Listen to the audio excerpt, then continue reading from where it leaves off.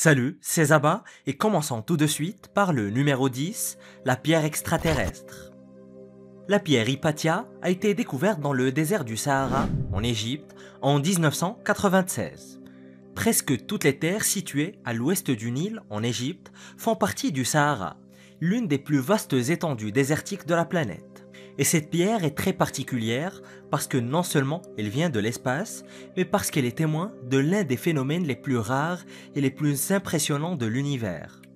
Elle a été découverte il y a moins de 30 ans, mais les secrets qu'elle renferme n'ont été dévoilés que très récemment. Les scientifiques ont testé la pierre et il est tout à fait possible qu'elle provienne d'une supernova extrêmement rare. La pierre semble contenir de la poussière et du gaz qui entouraient autrefois une étoile mourante. Une supernova de type 1A, plus précisément, et qui se produit lorsqu'une naine blanche s'effondre dans l'orbite d'une étoile plus grosse et bien plus puissante. Et au fur et à mesure que la naine blanche se densifie, son intense attraction gravitationnelle aspire l'énergie de son étoile voisine, bien plus jeune et bien plus saine. Et cela étire la jeune étoile et la dévore dans une sorte d'acte de cannibalisme cosmique. C'est comme une explosion nucléaire dans l'espace et le souffle projette des débris à travers tout l'univers. Les scientifiques pensent que la pierre d'Hypatia a commencé sa course dans une explosion de ce type avant d'achever sa course dans le Sahara. Jan Kramers, géochimiste à l'université de Johannesburg, explique que la pierre est la toute première preuve physique trouvée de ce type de supernova. Les scientifiques ont pu reconstituer la théorie en se basant sur les concentrations inhabituelles d'éléments dans la roche. De nombreux éléments tels que le titane et le chrome correspondent étroitement à ce que l'on s'attendrait à trouver lors d'une explosion de naine blanche. Numéro 9, le Sahara vert. Au milieu des années 1800, l'explorateur allemand Heinrich Barth est devenu le premier Européen à découvrir des peintures rupestres dans le désert du Sahara. Et je précise bien premier Européen, car le fait que des Africains les aient vus pendant des milliers d'années ne compte absolument pas comme une découverte, évidemment. Par contre, il a véritablement été le premier à découvrir des vestiges physiques d'établissements humains dans le Sahara préhistorique. Cependant, il a été troublé par le fait que les peintures rupestres dépeignaient un monde très différent de celui d'aujourd'hui. Les peintures au milieu du désert montraient des êtres humains interagissant avec des animaux tels que des girafes et des hippopotames. Et les archéologues ont même trouvé des preuves de l'utilisation de mortiers pour produire de la farine en broyant des graines. Cela n'aurait pas été possible si le Sahara n'avait pas été un paradis fertile il y a 10 000 ans, voire plus. Les scientifiques supposent aujourd'hui que les premiers peuplements du Sahara étaient agricoles. Et jusque très récemment, ils étaient convaincus que même s'il y avait des humains au Sahara, ils étaient nomades. Et si ce n'était pas le cas? Et si les habitants du Sahara préhistorique vivaient sur une terre fertile où ils élevaient des vaches et des chèvres? Peut-être même pratiquaient-ils de l'agriculture à très grande échelle. Les experts en géologie affirment qu'un changement massif s'est produit il y a 11 000 ans. Le Sahara est passé d'une oasis verte, couverte de lacs d'eau douce, à un cauchemar aride. Le grand mystère est de savoir comment. Comment plus de 3,5 millions de kilomètres carrés de terre luxuriante sont-elles devenues un désert aride en un clin d'œil géologique?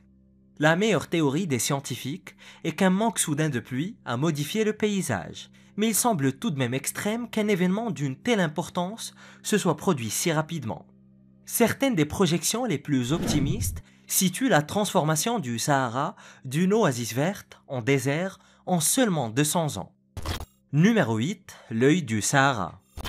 L'œil du Sahara ne ressemble pas vraiment à un globe oculaire, mais plutôt à une cible ou un cratère d'impact massif créé par une météorite. Situé au milieu du désert du Sahara, il s'étend sur 48 km de diamètre et toutes sortes de légendes tournent autour de lui, du volcan à l'Atlantide. Dans les années 1960, les astronautes utilisaient cette énorme formation géologique comme point de repère pour s'orienter lorsqu'ils regardaient la Terre. Et pendant très longtemps, les scientifiques ont cru que l'œil du Sahara était un ancien cratère d'impact. Cependant, des études menées sur la roche sédimentaire ont prouvé le contraire. La formation a en fait été créée il y a environ 542 millions d'années et semble être entièrement naturelle. Mais cela n'a pas empêché certains de relier l'œil du Sahara au mythe de l'Atlantide. Mais il faut bien admettre que la formation géologique est très mystérieuse.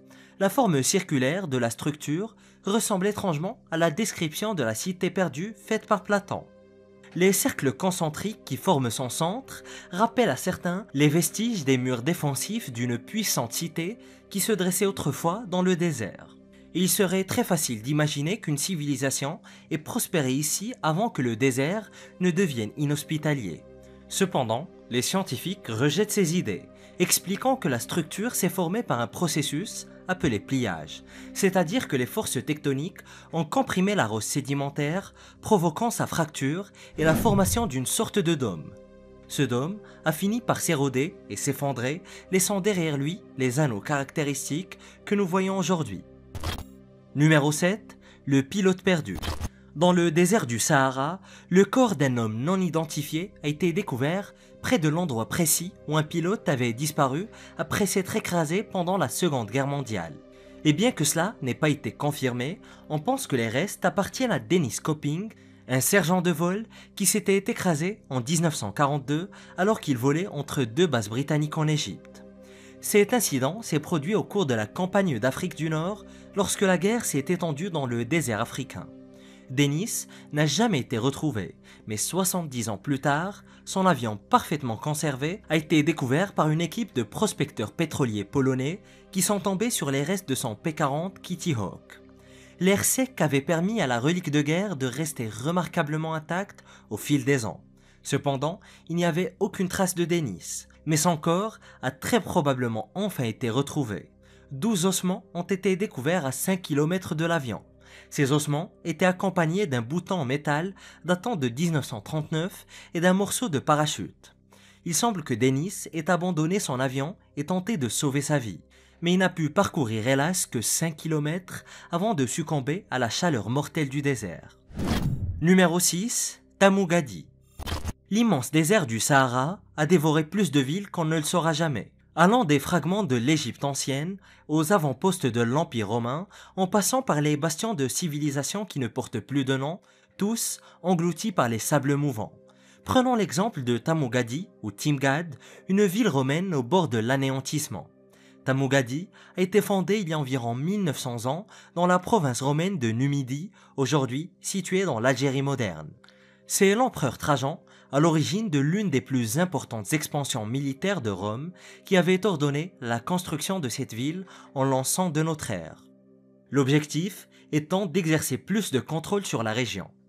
Et très vite, Tamougadi s'est transformé en une métropole prospère, atteignant son apogée avec environ 15 000 habitants au IIIe siècle. Les historiens de l'Antiquité ont salué Timgad ou Tamougadi comme la plus belle de toutes les villes romaines d'Afrique. Elle possédait un grand arc de triomphe, un amphithéâtre colossal et des thermes somptueux. Ses sols ornés de mosaïques ont été comparés à ceux de Pompéi et d'Herculanum, et la majorité des résidents étaient des soldats et des vétérans et leurs familles, une force militaire très importante qui défendait les frontières de l'Empire. Cependant, en 430 de notre ère, la puissance de Rome s'affaiblissait. La ville déclina et au 8e siècle, elle n'était plus qu'une ville fantôme. Depuis lors, le Sahara a méticuleusement effacé Tamougadi, la transformant en fragments de sable. C'est aujourd'hui une magnifique ruine suffisamment intacte pour figurer parmi les sites archéologiques les plus impressionnants du monde entier. Mais malgré tout ceci, le site reste hélas très peu connu du grand public en dehors de l'Algérie. Numéro 5. L'homme au Sahara. Les premières traces archéologiques d'hominidés dans le désert du Sahara se trouvent dans la formation d'Ain Hanesh en Algérie. Les archéologues ont mis au jour plus de 1500 objets en pierre, dont l'âge a été confirmé à 1,78 million d'années. Ce chiffre semble incroyable, mais c'est pourtant vrai. Mais n'oublions pas que l'on parle ici d'hominidés primitifs et non d'hommes modernes. Ces hommes préhistoriques habitaient le Sahara lorsqu'ils ressemblaient à une forêt herbeuse. Les chercheurs ont trouvé des marques d'incision sur les os et des restes d'animaux écrasés et des preuves de dépeçage d'animaux chez les hominidés les plus élémentaires.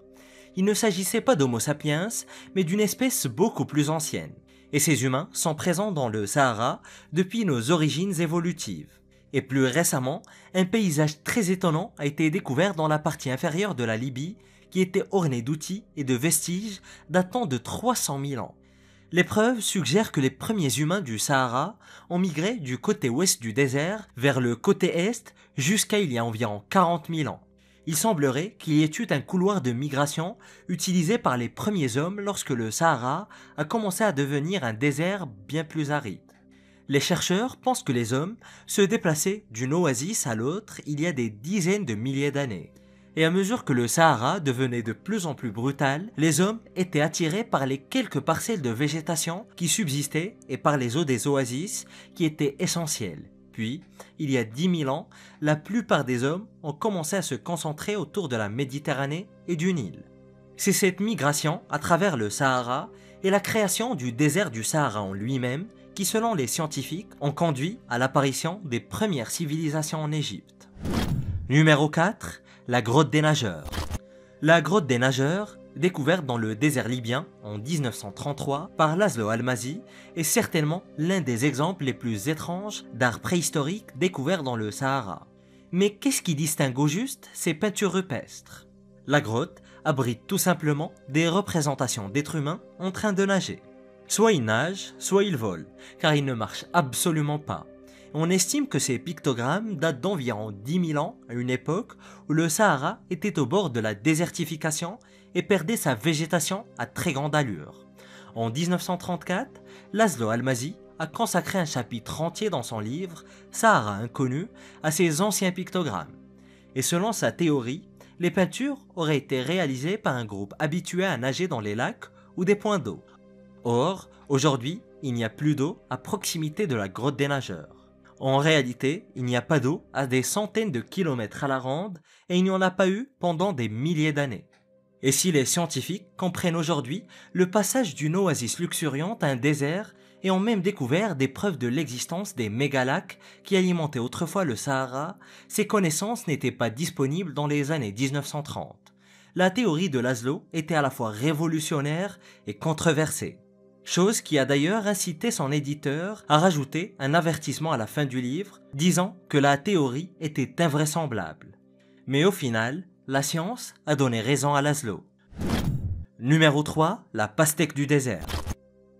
La dernière découverte des jardins botaniques royaux du Royaume-Uni concerne le séquençage du plus ancien génome connu d'une plante. Ce résultat a été obtenu grâce à des graines de pastèque découvertes dans le désert du Sahara. Il y a environ 6 000 ans, à l'âge de pierre, ces graines de pastèque étaient mâchées par des éleveurs de moutons. Ces éleveurs ont recraché les graines lorsqu'ils ont fini de les mâcher et les archéologues les ont retrouvées dans les années 90. Ces graines se trouvaient sur le sol d'une grotte appelée Wan Mugyag en Libye.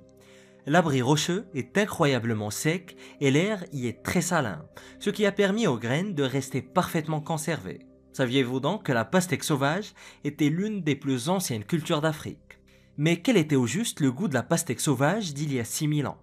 Les scientifiques affirment qu'elle était si amère qu'elle pouvait vous rendre malade.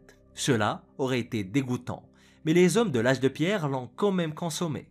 C'est peut-être difficile à imaginer, mais c'était le genre de nourriture que l'on trouvait dans le désert à l'âge de pierre, et les hommes élevaient des troupeaux de moutons et mangeaient des pastèques au goût nauséabond.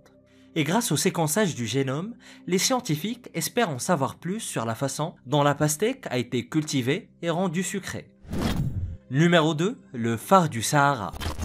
Ben Amira, également connu sous le nom de Ben Amera, est tout simplement le plus grand monolithe d'Afrique. Il s'élève à plus de 550 mètres de haut à la frontière du Sahara occidental. Et le monolithe n'est probablement pas de fabrication humaine. Il n'a pas été façonné par les mains des hommes, mais par la nature, et ce, il y a des millions d'années. Il s'agit d'une incroyable formation géologique qui pourrait être encore plus haute si elle n'était pas en grande partie enfouie sous le sable. À quelques kilomètres de là se trouve le Ben Aïcha, beaucoup plus petit, couvert d'œuvres d'art préhistoriques et d'étranges gravures dans la pierre. Aucune route ne mène à cet endroit et le seul moyen de voir la montagne de roches qui s'élève au milieu du désert est de faire du tout-terrain sur un terrain très dangereux. Et Ben Amera est tout simplement le deuxième plus grand rocher du monde entier que nous connaissons, après le Mystic Uluru en Australie. Il est situé en Mauritanie, dans une zone du désert peuplée de mines de fer. Et autrefois, Ben Amera servait de point d'intérêt pour la navigation dans le désert du Sahara. Les commerçants et les caravanes de chameaux l'utilisaient pour s'assurer qu'ils voyageaient sur le bon chemin, et les habitants allumaient des feux au sommet du monolithe, guidant ainsi les voyageurs à travers le désert comme une sorte de phare dans un océan de sable. Numéro 1. Le lac dans le sable. Il y a 250 000 ans, le Nil a inondé le Sahara oriental.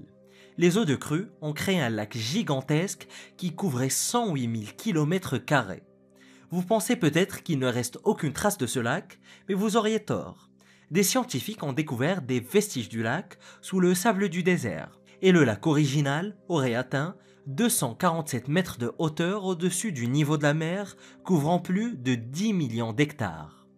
Des scientifiques du Musée national de l'air et de l'espace étudiaient des données de radar de l'Égypte lorsqu'ils ont découvert des canaux enfuis à 15 mètres sous la surface.